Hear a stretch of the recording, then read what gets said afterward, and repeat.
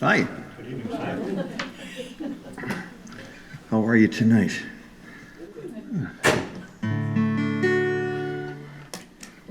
Can you hear me okay? Yes. Good. Then let's get after it.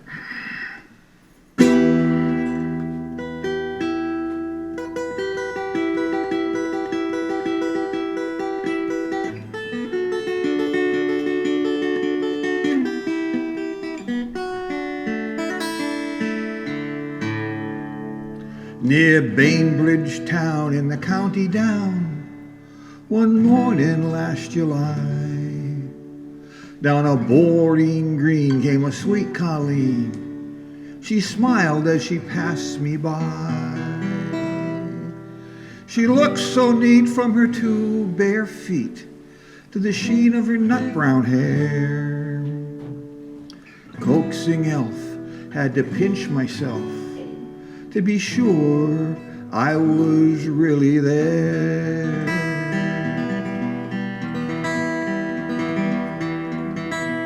As she onward sped and I shook my head, I gazed with a feeling queer, and I said, says I, to her passer-by, who's the maid with the nut-brown hair? Smiled at me with pride, says he, she's the gem of Ireland's crown. Young Rosie McGann from the banks of the Bann, she's the star of the county down.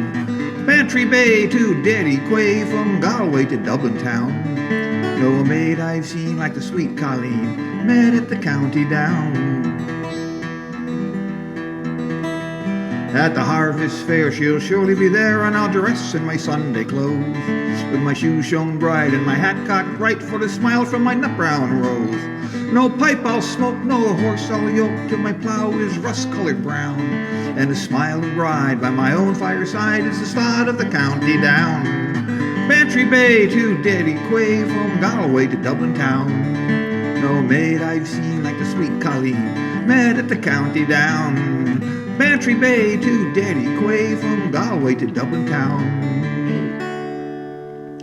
No maid I've seen like the sweet Colleen that I met at the county down.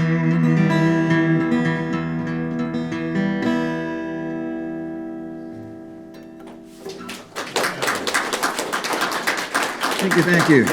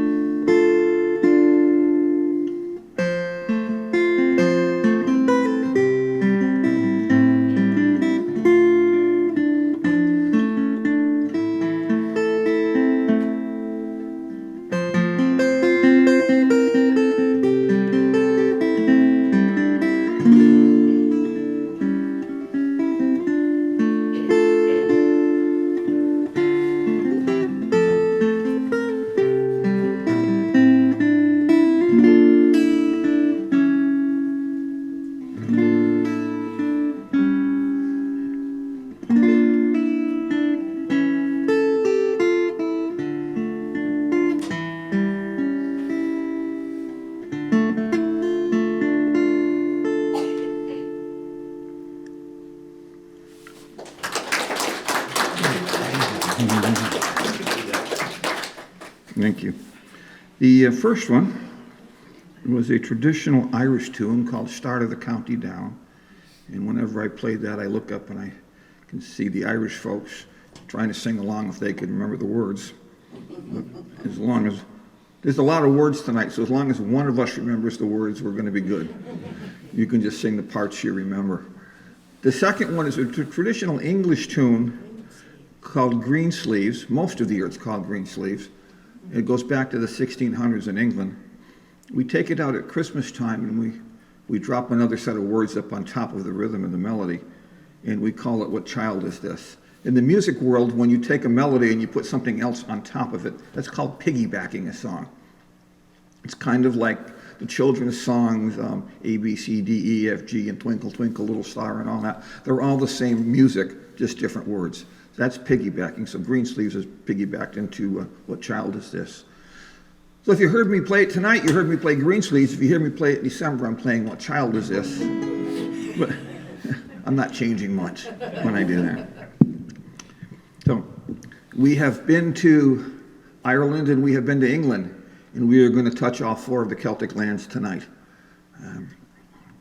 Let's go to Scotland. Let's go to Scotland. And I get this out of the way very early every night. I am a Scot. I am a Scot. I grew up in a very, very Scottish household.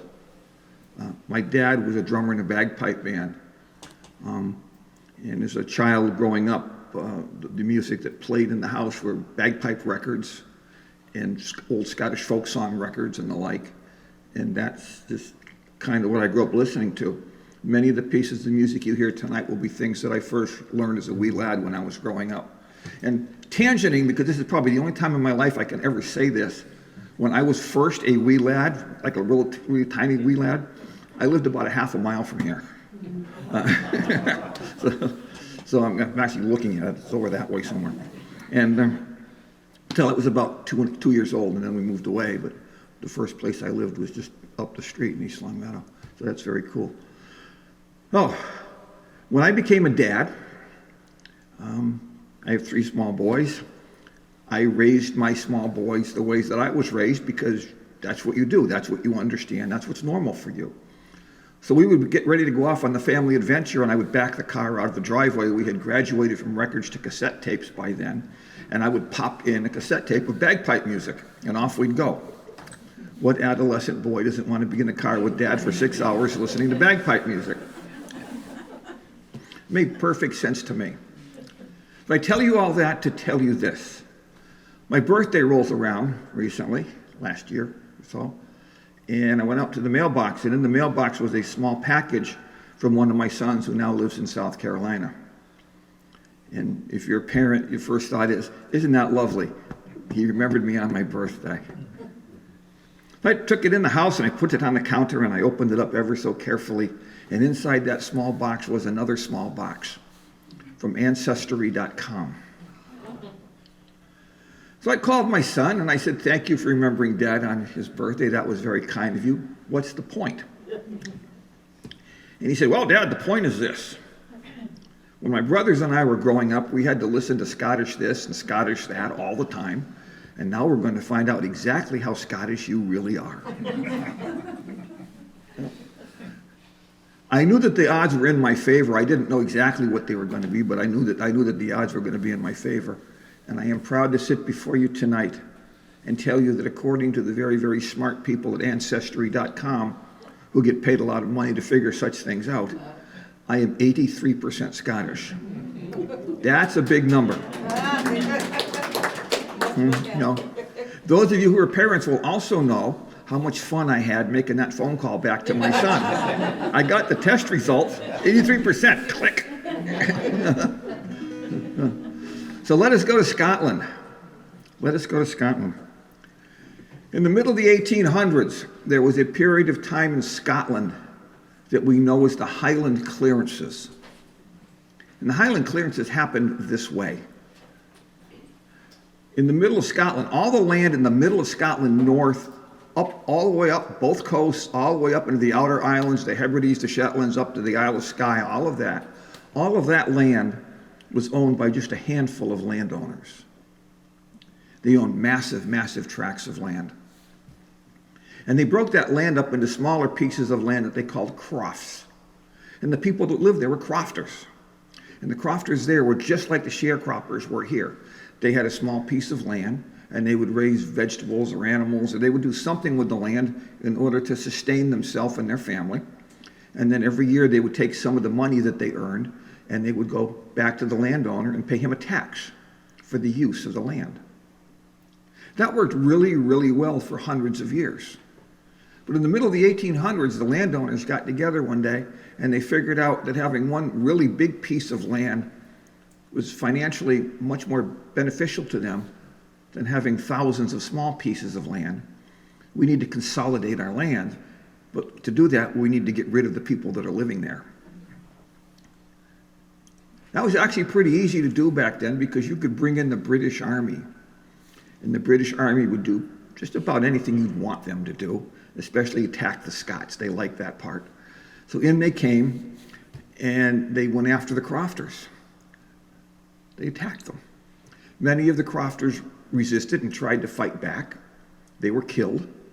Many of the crofters just took off and ran up through the mountains, up through the highlands, and popped up somewhere else and tried to start a new life someplace else. Good for them. And many of the crofters surrendered. They gave up.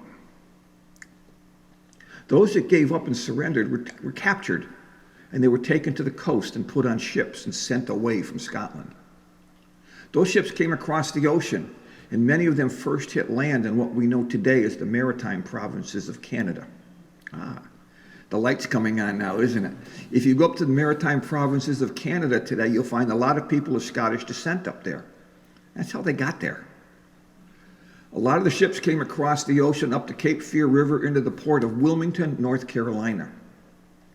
From there, they went up into the Appalachian Mountains. If you go up into the Appalachian Mountains today, you'll find a lot of people of Scottish descent there. That's how they got there. And that's how I got to East Longmeadow tonight. My ancestors came to America in the Highland clearances. So there's so many things as you learn in the Celtic lands tonight. There's so many things that happen. The way that they record the history or record the event is in a song. This is a song about the Highland clearances.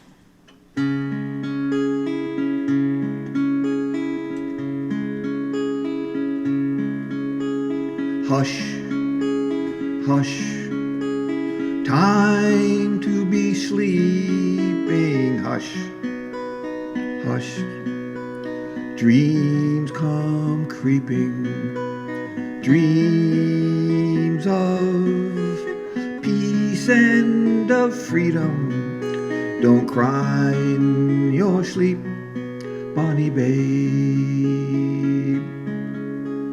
Once our valleys were ringing with the sounds of the children singing. Sheep bleat late in the evening. Sheilings lie empty and broken. Hush, hush, time to be sleeping. Hush, hush, dreams come creeping. Dreams of peace and of freedom. Don't cry in your sleep, bonny babe. We stood with heads bowed in prayer while factors laid the cottages bare. The flames, the fires, the clear mountain air. Many were dead by the morning. Where was our proud Highland metal? Our men once so feared in battle now stand cowed cattle waiting to be shipped o'er the ocean. No use pleading or praying, now gone, gone, all hopes of staying. Hush, hush, the anchor's awaying. Don't cry in your sleep, bonny babe. Oh, oh, oh, hush, hush. Time to be sleeping, hush, hush. Dreams come creeping, dreams of peace and of freedom. Don't cry in your sleep, bonny babe.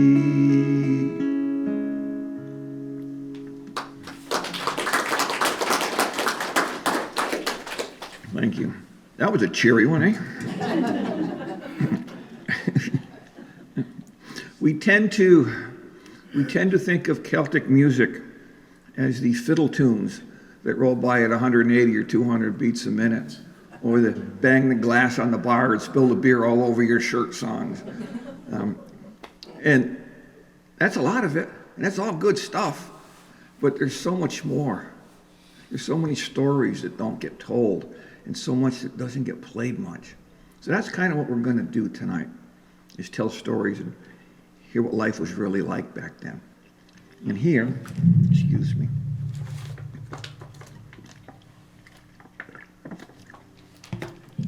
this is day number 28 in a row for me, so my throat's getting a little beat up, but we'll make it.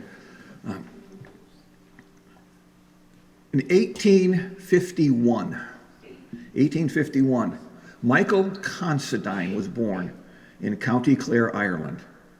Michael Considine was born in a little crossroads village at a rise in the road, top of the hill, known as Spancel Hill, Ireland. Spancel Hill in the 1850s was the happening place, and there was a lot going on.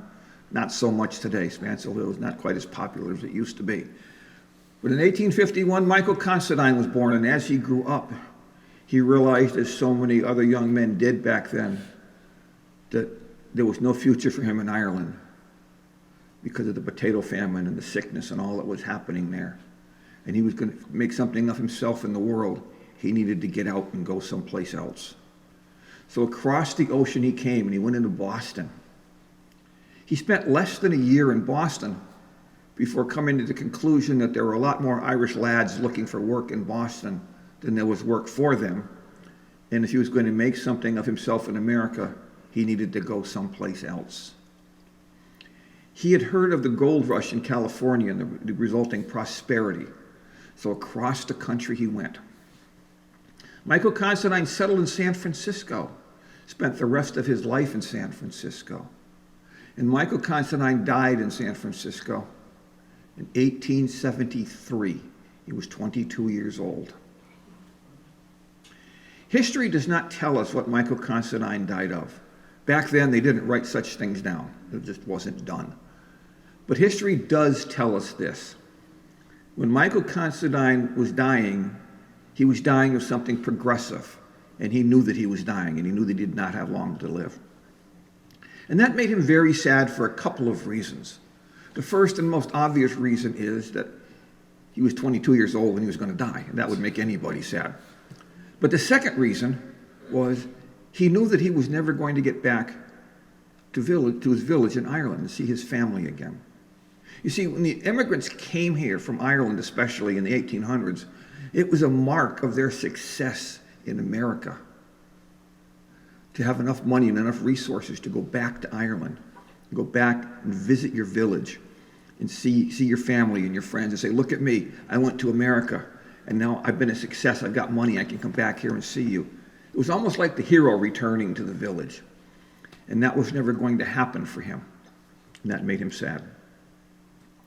Not long before he died, he had a very, very vivid dream.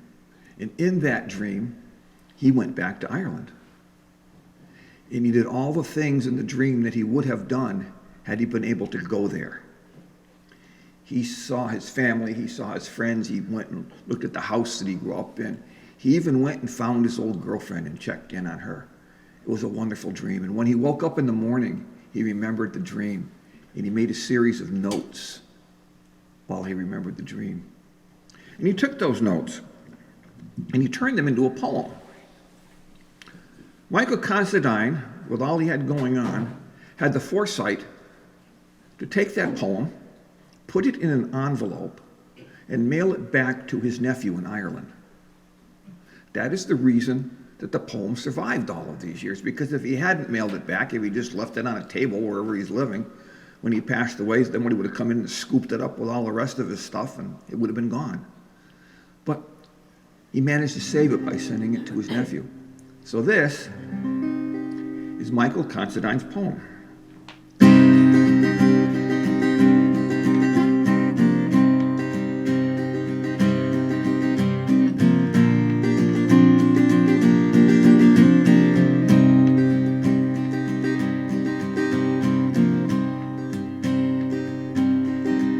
Last night, as I lay dreaming of pleasant days gone by, my mind was bent on rambling. To Erin's Isle I did fly.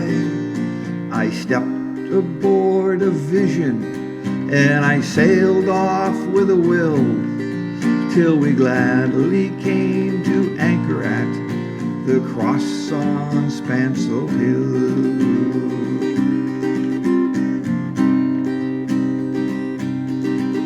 It being the 23rd of June, the day before the fair, Erin's sons and daughters, they were all assembled there.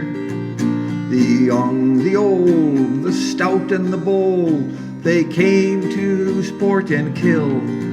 It's a curious combination at the fair on Spancel Hill. I went to see my old home, as every stone could tell. The old boreen was just the same, the apple trees over the well. I miss my sister Ellen, my brothers Pat and Bill. There only were strange faces at the house on Spancel Hill.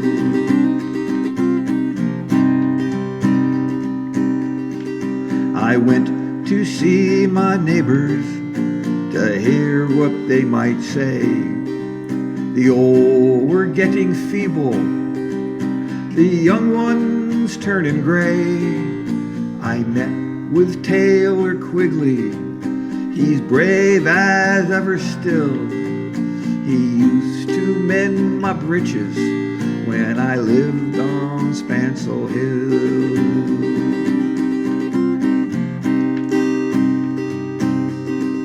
I took a flying visit to my first and only love. She's pure as any lily, she's gentle as a dove. She threw her arms around me, saying, Michael, I love you still.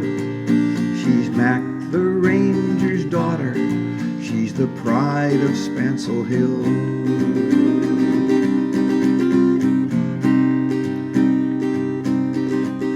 And then I stooped to kiss her, as I did in days of yore. She said, Michael, you're only joking, as you often were before. The cock crew in the morning, he crew both loud and shrill. I awoke in California, far, far from Spancel Hill.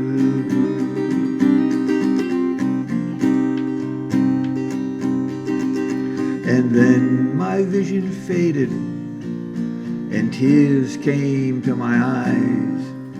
I'd hoped to see that dear old land once more before I die.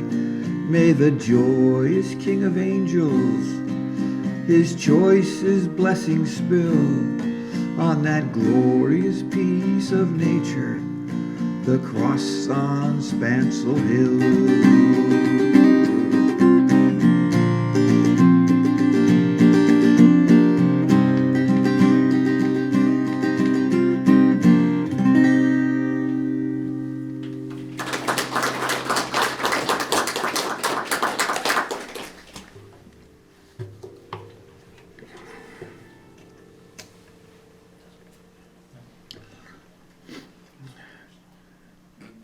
This is where I look out at a room with a lot of people having repressed middle school memories. We thought we were rid of that instrument once and for all, didn't you? Well, you are pretty much rid of it the way that it was designed to be played. And as I was setting up tonight, I met this lovely lady who was a school teacher who told me that an auto harp was part of her curriculum. And that's exactly what it was designed for. That's what the instrument was designed to be played flat on a lap like this. And it was a bear to tune back then. And because they weren't very well made. They were made very cheaply back then. And a lot of them were made out of plywood, which has no resonating properties whatsoever. So it didn't make any sound. And the ones, if you find the ones that are black, painted black, they're really awful. They're the ones they gave away for free back then. The black ones are, and as I travel around the Northeast, there's a lot of old school buildings that are still being used for different things. And in the music closets, every once in a while, they'll uncover some of the black auto harps way back in a corner. What I ask people is, and this is particularly important tonight because sometimes when I'm far away from home, that doesn't really matter, but I'm very close to home tonight. So if you find one of these black auto harps, please do not bring it to my house. That has happened more than once. Are you the guy that plays the auto harp? I look out, I can see somebody standing on my doorstep with a black auto harp, and they think I would like it. I do like it, for the same reason you should like it. On those warm summer nights out by the pool, the fire pit goes up just like that with a black auto harp. You take one match and off it goes. But it was designed to be played with a pick and strummed.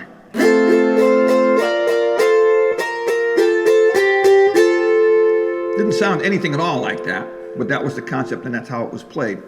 In the 1960s, folk singers had a lot of it. John Sebastian and the Lovin' Spoonful, when they started off, they had an auto harp, and he did the same thing with a pick. Same thing. What I'm going to do tonight is a little different. It's kind of a different way of making music with this thing. I'm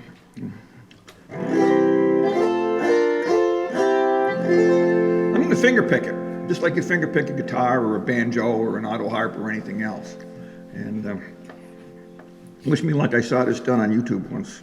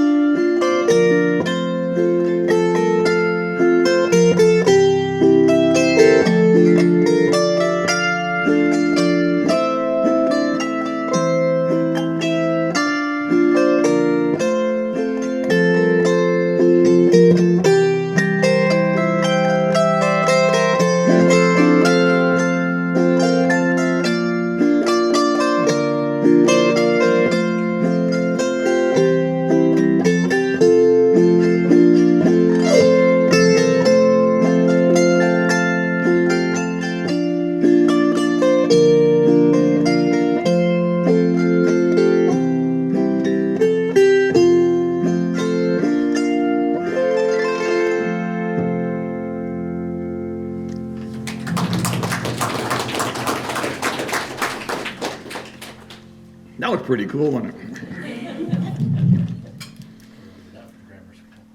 You didn't learn that in grammar school.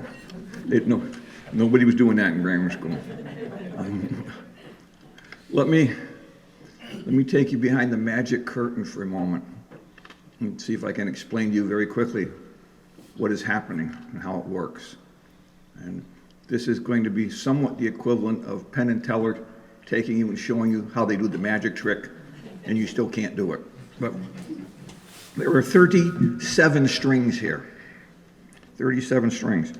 And if I do that, it just sounds like a whole bunch of notes. If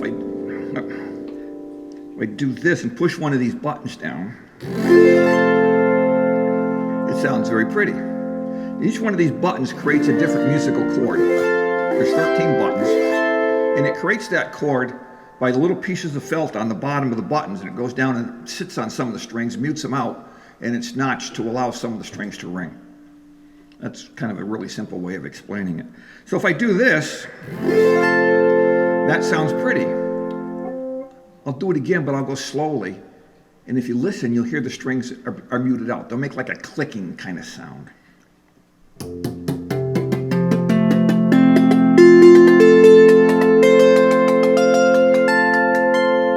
You can hear it when I do that. And you can hear that about half the strings ring and about half the strings don't ring. And the combination of strings that ring and don't ring are different depending upon which button I push down. So the trick is, when you're finger picking it, is to hit the notes that will ring and miss the notes that are going to go click. How hard can that be? Let's give it a go and see what happens.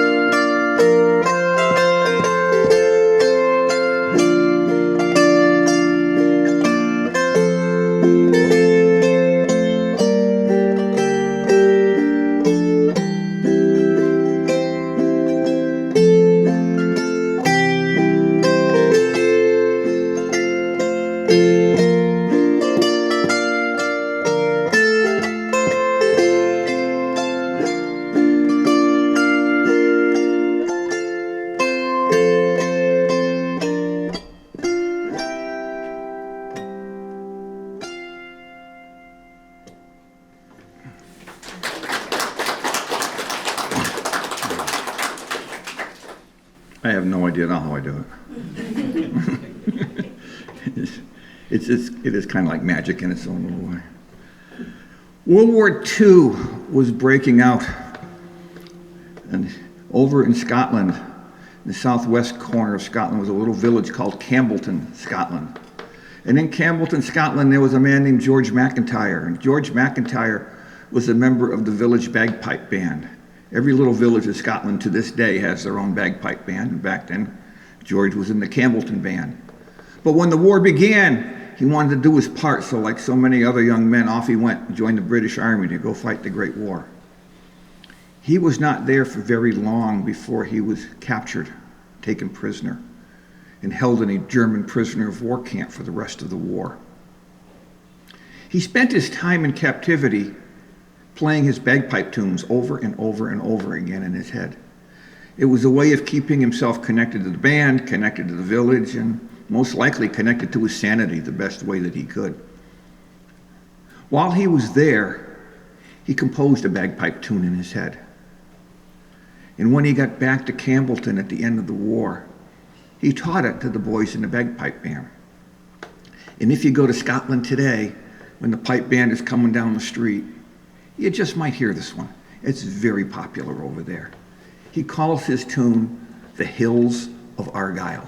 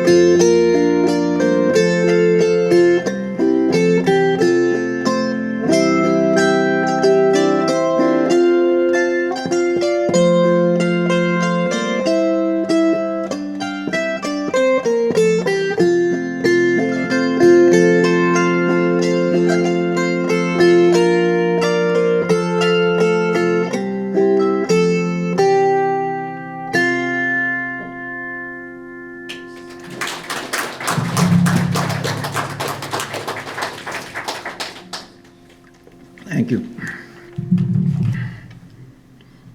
All right. I'm going to try something. This is like the equivalent of working without a net. But I'm going to try something because as I look out at all of your smiling faces, you look like a very forgiving bunch. So we're going to give this one a go. I don't do this often because the success rate is not there. But we're going to do it anyway because we talked about the fiddle tunes that roll by at 180 or 200 beats a minute. And the good part about that, I'm going to try and play one of those on here. Yeah. And if I get it, you're going to think, wow, that was really cool. And if I don't get it, you just look at me and shake your head and think, what a pity.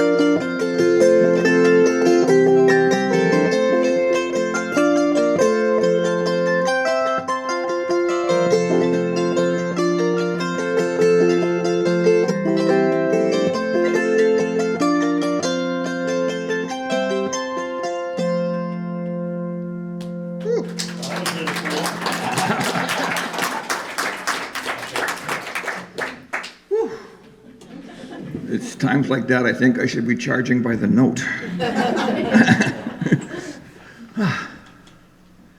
I have been very blessed in my life, and I know that I can play a lot of musical instruments. But I will share with you that when the house is dark and it's quiet, and it is just me and the cat that one of my sons left there 13 years ago, he's coming back for it one of these days. He keeps telling me that, but I'm not thinking that's going to happen. This is the instrument that I pick up and play for myself. This is the one I play for me. So thank you for letting me share it with you tonight. We have missed one little corner of the United Kingdom. Where have not we been yet? Wales. We have not. Wales is down in the southwest corner of England. It's kind of tucked in down there, right next to Cornwall, England. If you've ever watched Doc Martin, the great Doc Martin is filmed in Cornwall, England. That's where the show is filmed. So that's what Wales looks like, kind of down in that corner down there. I'm going to play you a couple of Welsh tunes. You might recognize these. The first one is a very, very pretty tune. It's called Ash Grove. And some of you may know it as Ash Grove. And if you don't know it as Ash Grove, it still may sound familiar to you. Because Ash Grove is one of those songs that gets piggybacked a lot. Remember we talked about piggybacking? The melody for Ash Grove makes an appearance in just about every hymnal of every denomination that you will find. Somewhere in their history has laid a set of words on top of it and dropped it into a hymnal, and you'd be singing Ash Grove on Sunday morning. You're calling it something else. So I will play that one, and then I will play after that. I will play a lullaby. We have a couple of young ones here. I will play a Welsh lullaby that you might recognize as well.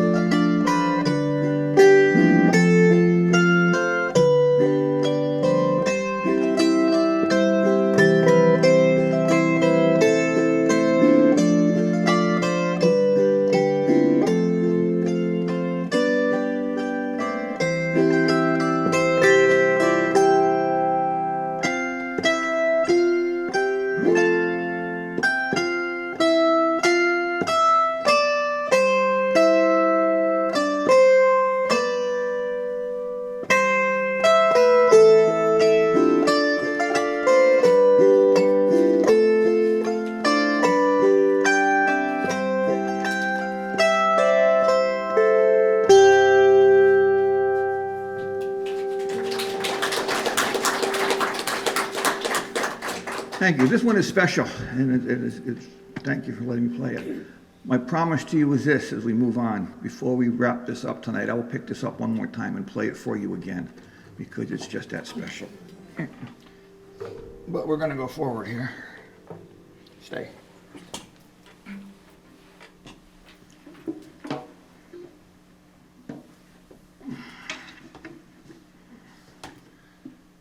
Back in the 1700s, when the sailing ships, the merchant ships, would leave the various ports in the United Kingdom to deliver their goods, or ply their trade, their wares around the world, they could be gone from their home port for upwards of 7 years before they got back to their home port. And that sounds crazy, and I know, but you're thinking about it today. Think about it in the context of the times. You've got a ship that leaves Ireland, loaded with something, going to South America. Well, it takes a couple of months to get there. And then when you get there, you have to wait your turn in line to get into the port. And when you get into the port, you have to wait your turn to get unloaded. And unloading took a long time because there were no cranes or gantries. It was one box or barrel at a time to unload the ship. So that took a long time. And then you had to hang around and wait for the loads going somewhere in the world, because you certainly weren't going to sail around empty. And your next load might be going to Boston or China or pick a spot, but it probably wasn't going back to the place you started. So after a while, you can see where this just kind of gets stretched out and off you go. You could be gone for a long time. Let's look at it slightly differently. You are the wife or the girlfriend of a sailor, and it is his time to go. You walk him down to the pier. You kiss him goodbye. He goes up the ramp. Ship sails away.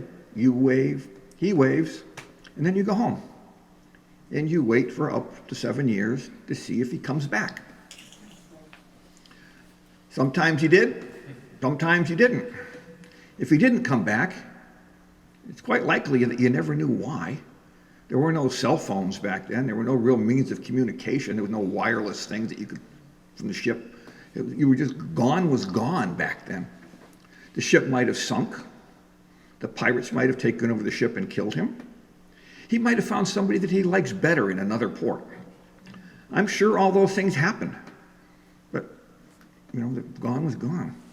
So, as with everything else that happens in the Celtic world, somebody writes a song about it. This is a song about an English sailor. His name is John Riley.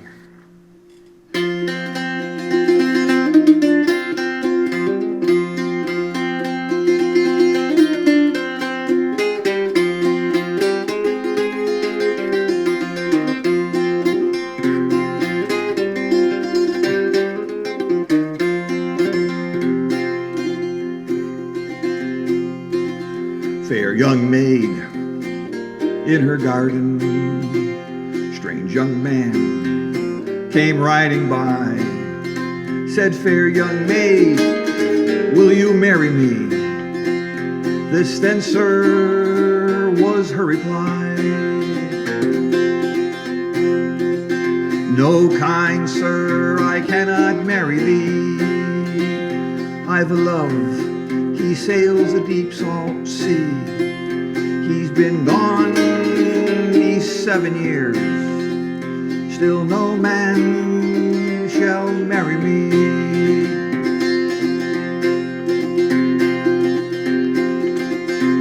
And he said to her, what if he's died or in a battle slain? What if he's drowned in the deep salt sea?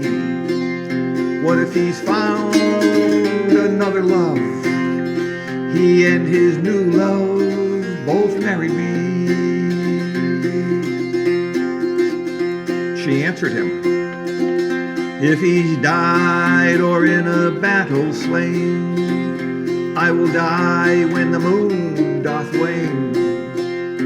If he's drowned in the deep salt sea, I will be true to his memory. He picked her up in his arms, kisses gave her 1, 2, and 3. Weep no more, my own true love, I am your love, lost John Riley. Weep no more, my own true love, I am your love, lost John Riley.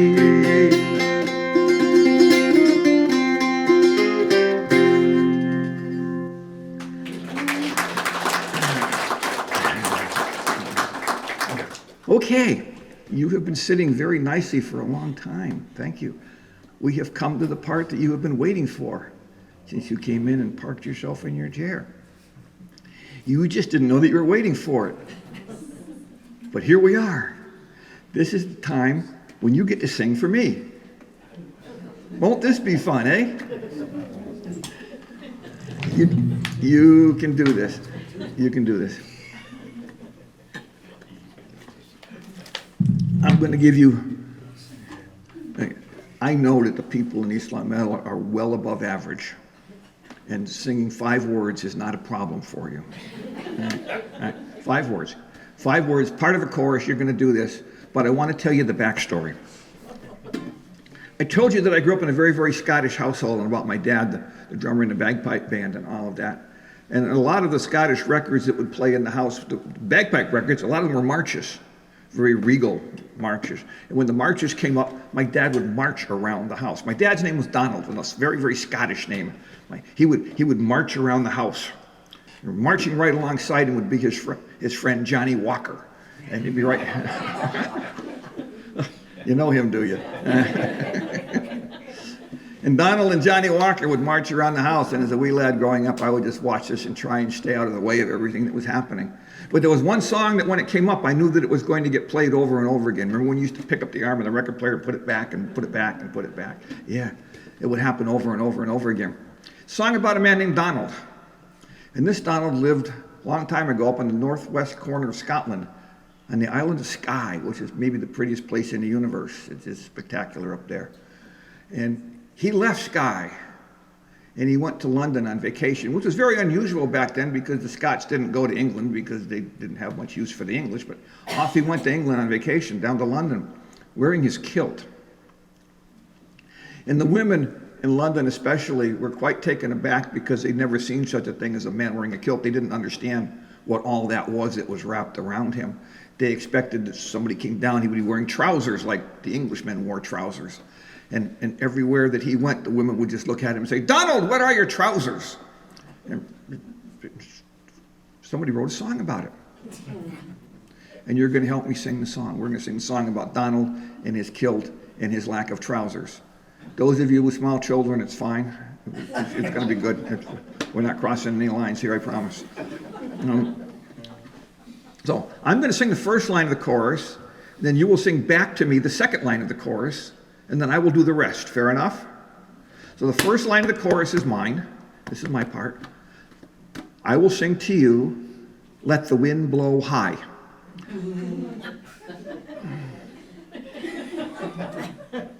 Ma'am, you want to share with us what you're laughing about right there? Huh? No? Just be glad I'm not wearing my kilt tonight. And you will sing back to me, "Let the wind blow low." Let the wind blow low. 5 words. You can do this. Just like this. Let the wind blow high, let the wind blow low. Ready? Let the wind blow high. Through the streets in my kilt I'll go. All the lassies shout, "Hello, Donald, where's your trousers?" I just come down from the Isle of Skye. I'm no very big and I'm awful shy. Lassies shout when I go by, "Donald, where's your trousers?" Let the wind blow high. Through the streets in my kilt I'll go. All the lassies shout, "Hello, Donald, where's your trousers?" Well, I went down to London town and I had some fun in the underground. The ladies turned their heads around saying, "Donald, what are your trousers?" Let the wind blow high. Through the streets in my kilt I'll go. All the lassies shout, "Hello, Donald, where's your trousers?" Well, the lassie took me to a ball. It was slippery in the hall, and I was afraid that I might fall, but I wasn't wearing me trousers. Let the wind blow high. Through the streets in my kilt I'll go. All the lassies shout, "Hello, Donald, where's your trousers?" Well, the lassies want me, everyone. Let them catch me if they can. You cannot put the breeks on a Highland man, 'cause they won't wear no trousers. Let the wind blow high. Through the streets in my kilt I'll go. All the lassies shout, "Hello, Donald, where's your trousers?" To wear the kilt is mighty light. It is not wrong, I know it's right. The Highlanders would get a fright if they saw me wearing trousers. Let the wind blow high, let the wind blow low. Through the streets in my kilt I'll go. All the lassies shout, "Hello, Donald, where's your trousers?" Let the wind blow high. Through the streets in my kilt I'll go. All the lassies shout, "Hello, Donald, where's your trousers?"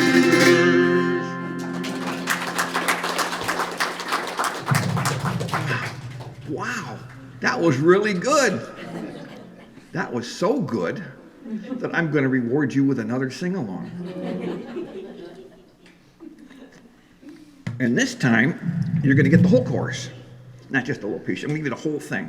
You can do this. So this, pay attention now. Ready? This is your part. Mary Mac's father's making Mary Mac, marry me. My father's making me Mary, Mary Mac. I'm gonna marry Mary. From my Mary to take care of me, we'll all be feeling merry when I marry Mary Mac. All right, that's your part. I got the rest. Here we go.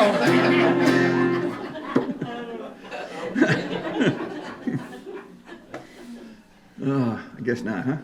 Okay, here's what we'll do. We'll make it easy for you. I'll be benevolent. I will sing Mary Mac's father's making Mary Mac marry me. You will sing back to me, my father's making me Mary Mary Mac. My father's making me Mary Mary Mac. I don't see a lot of confidence out there. All right, here we go. It works just like this. Mary Mac's father's making Mary Mac marry me. My father's making me Mary Mary Mac. Ready? Mary Mac's father's making Mary Mac marry me.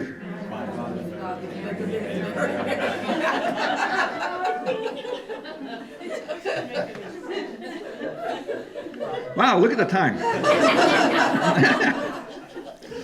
Okay, that was my fault. I left out one part of the instructions. My fault. Do it together. we got to all do it at the same time, right? Mary Mac's father's making Mary Mac marry me. My father's making me Mary Mary Mac. Here we come. Mary Mac's father's making Mary Mac marry me. My father's making Mary Mac. I can work with that. I'm going to marry Mary for my Mary to take care of me. Well, I'll be feeling Mary when I marry Mary Mac. Well, there is a little lass and her name is Mary Mac. Make no mistake, she's a girl I want to tack, and a lot of other fellas try to get up on her track, and I'm thinking that I'd have to get up early. Here comes Mary Mac's father's making Mary Mac marry me. You're not getting better. I'm going to marry Mary for my Mary to take care of me. Well, I'll be feeling Mary when I marry Mary Mac. Well, this little lass, she's got a lot of class, got a lot of brass, and her father thinks I'm gas, and I'd be a silly ass if I let the matter pass. Her father says he treats her really fairly. Mary Mac's father's making Mary Mac marry me. I'm going to marry Mary for my Mary to take care of me. Well, I'll be feeling Mary when I marry Mary Mac. Well, Mary and her mother go an awful lot together. In fact, you hardly ever see the one without the other. And all the people wonder if it's Mary or her mother or the both of them together that important. Mary Mac's father's making Mary Mac marry me. I'm going to marry Mary for my Mary to take care of me. Well, I'll be feeling Mary when I marry Mary. You did really well. You got it. Let's do that one more time. One last time. This last time, let's do it fast.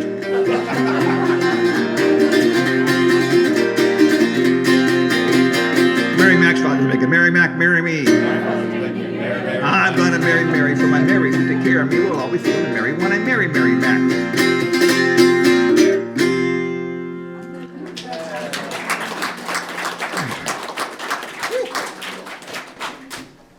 I got to stop doing that one. Are you having fun tonight? Yes. Good. Well, if you're having fun tonight, it was not me. Maura is the one that's responsible for all this. Thank you, Maura. She's the one that found me.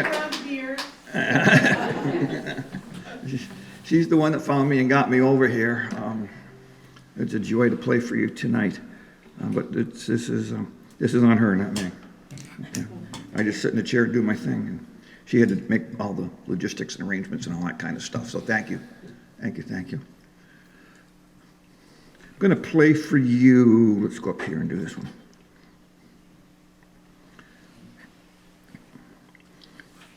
I'm going to play for you an English children's song from the 1600s, first written down about 1650.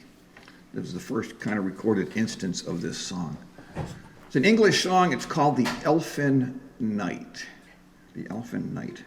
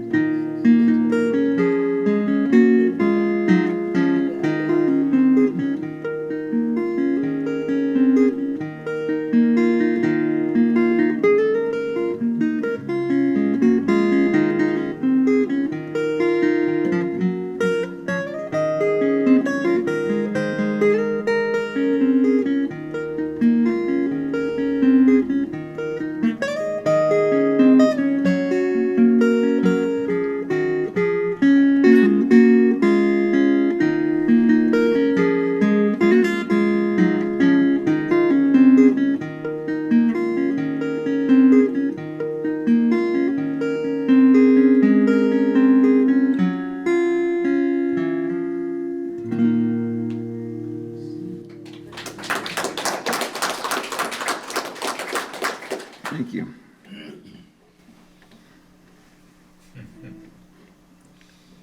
You're thinking I've lost my mind now, aren't you?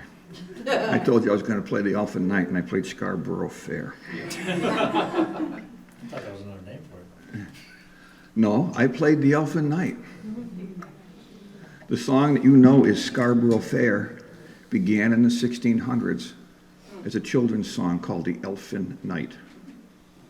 And I will spell that for you because you want to look this up. Elfinknight.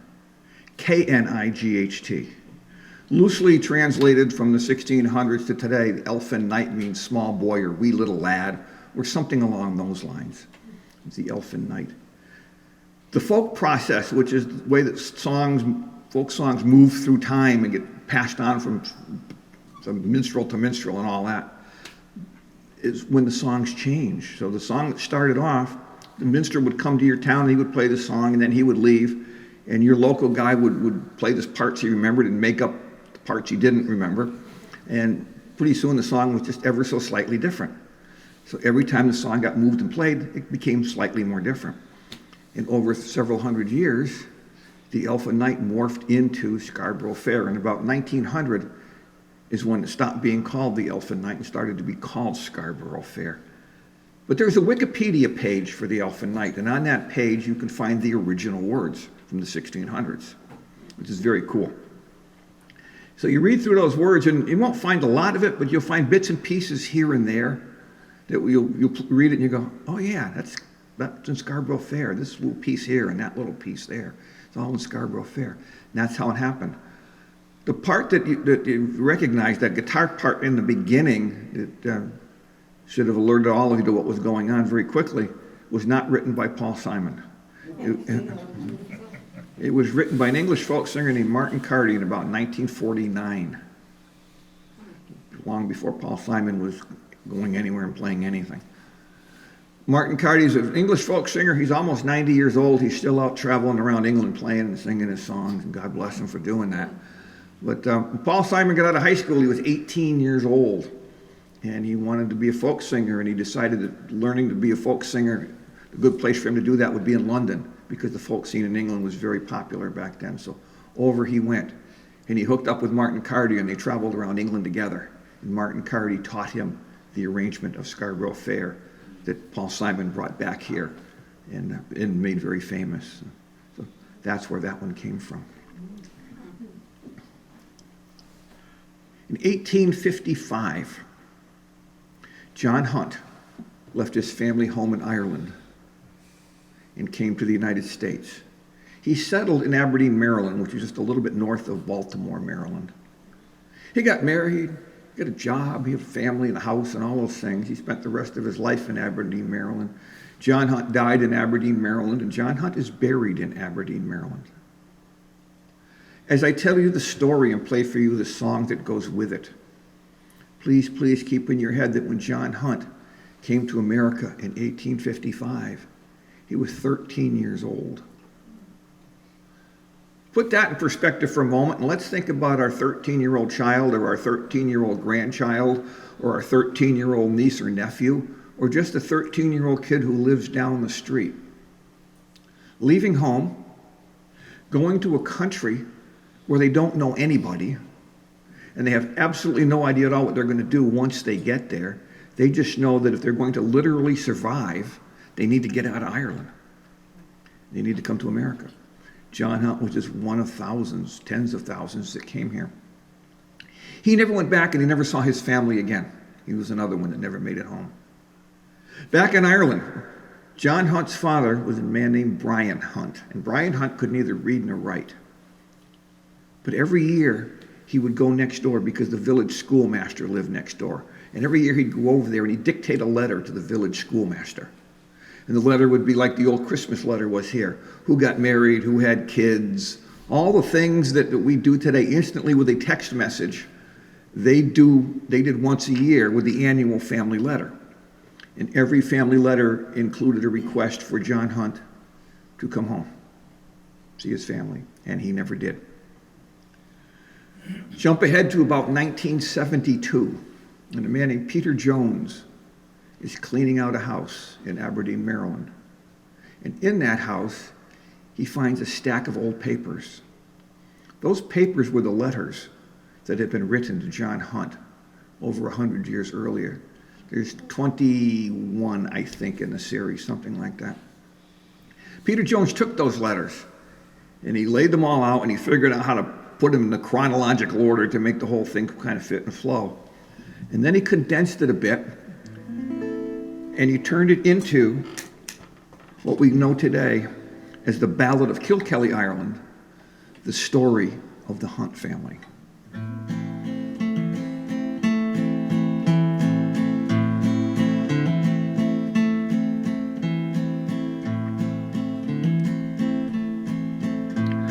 Kilkelly, Ireland, 1860, my dear and loving son John.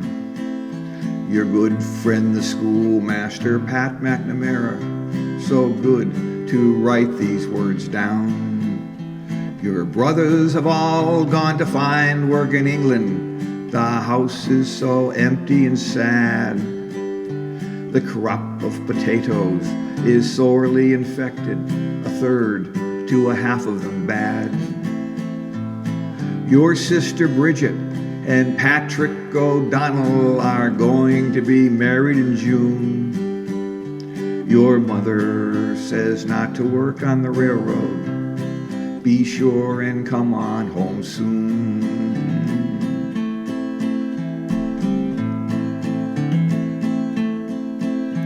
Kilkelly, Ireland, 1870, my dear and loving son John. Hello to your missus, to your 4 children, may they grow healthy and strong. Our Michael has got in a wee bit of trouble, I don't think that he'll ever learn. Because of the dampness, there's no turf to speak of, we have nothing to burn. Bridget is happy and named a child for her, you know, she's got 6 of her own. You say you found work, you don't say what kind. When are you coming home?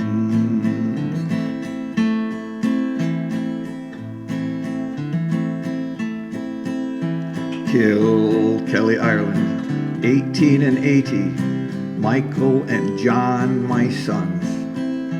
I'm sorry to give you the very sad news. Your mother's passed on. We buried her down at the church in Kilkelly. Your brothers and Bridget were there. You don't have to worry, she died very quickly. Remember her in your prayers. It's so good to hear that Michael's returning. With money he's sure to buy land. The crop has been poor, the people are selling at any price that they can.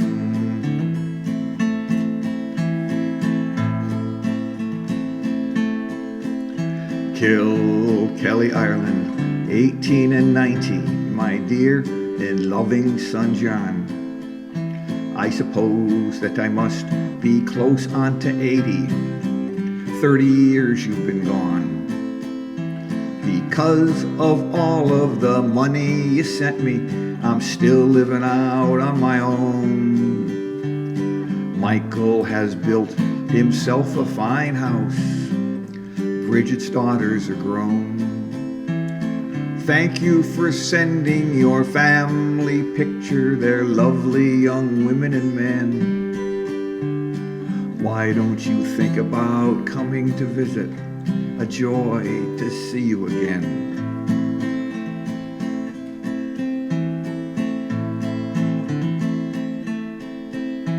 Kilkelly, Ireland, 1892, my dear brother John. I'm sorry I didn't write sooner to tell you that father is gone. He was living with Bridget. She said he was cheerful, healthy right up to the end. You should have seen him play with the grandchildren of Pat McNamara, your friend. We buried him alongside of Mother down at the Kilkelly churchyard.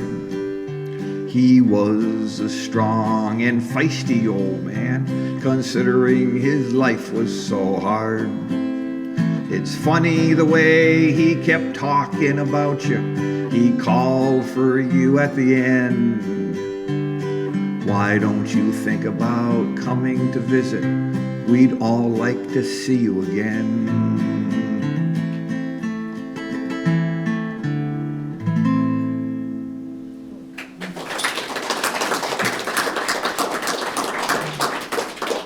That one is special. That one is very special.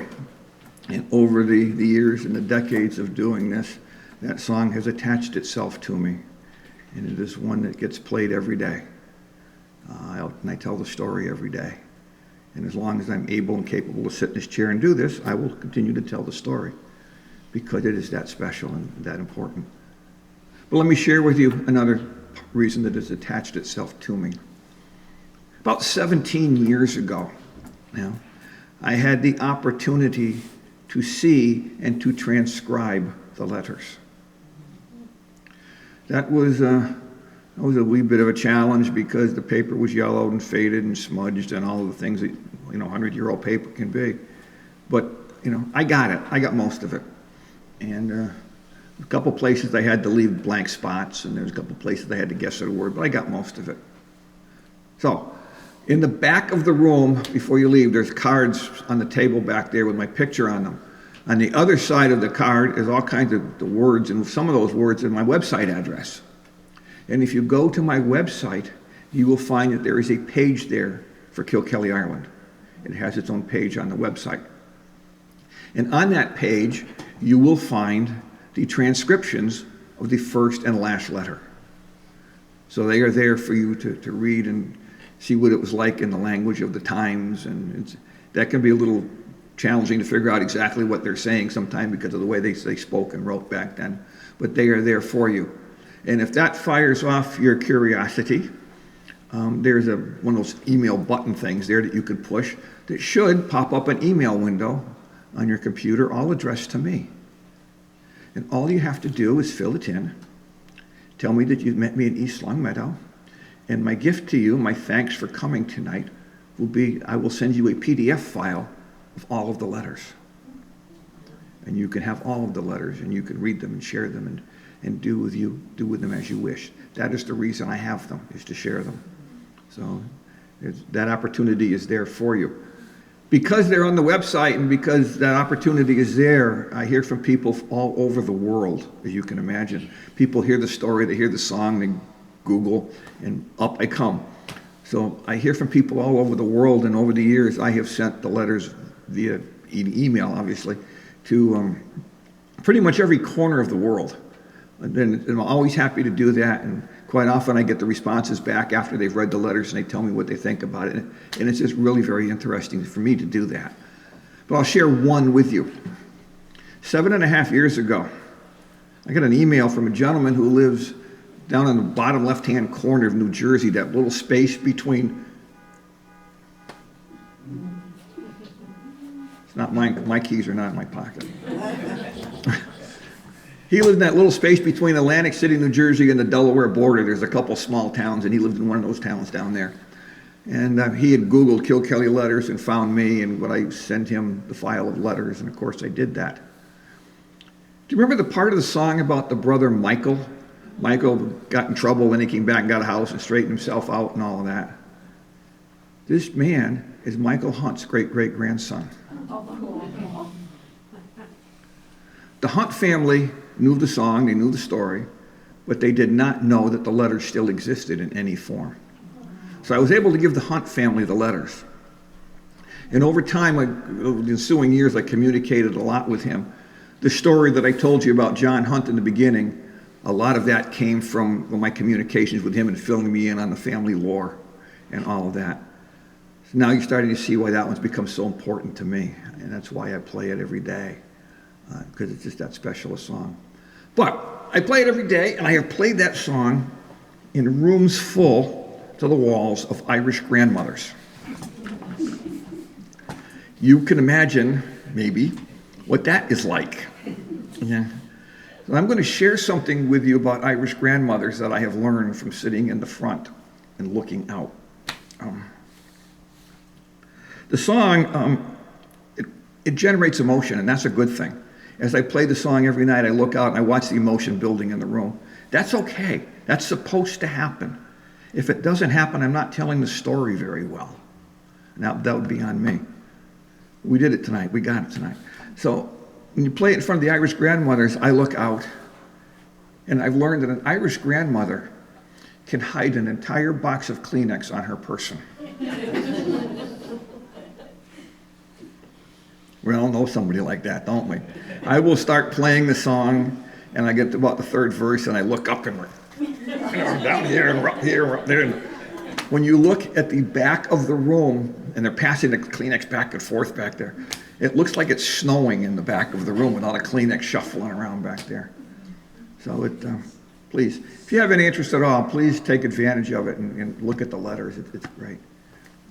It has been an honor and a privilege for me to come here tonight and to play for you.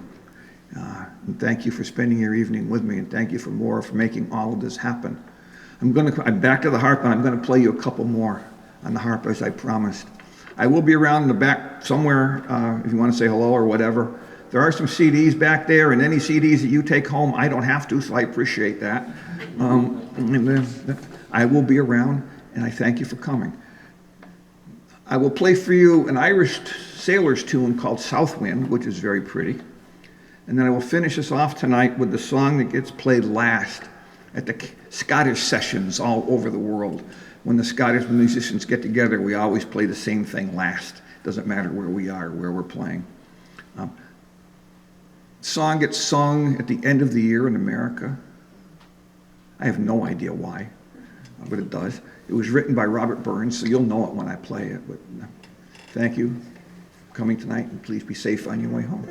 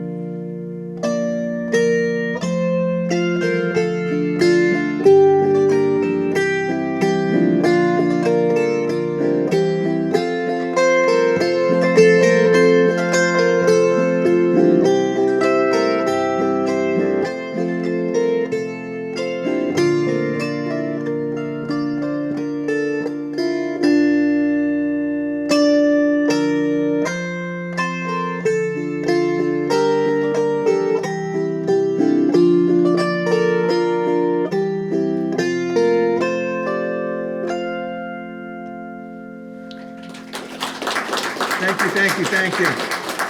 Thank you.